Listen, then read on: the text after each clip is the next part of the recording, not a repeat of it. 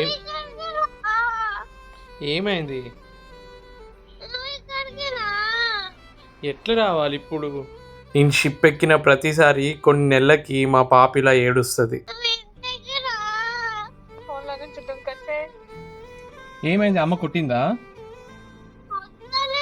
నేను గుర్తొస్తున్నానా? అసలు ఫ్యామిలీకి దూరంగా మన ఇండియన్ ఆర్మ్ ఫోర్సెస్ ఎంత కష్టపడుతున్నారు. మన ప్రార్థనల్లో వాళ్ళ గురించి కూడా ప్రార్థిద్దాం.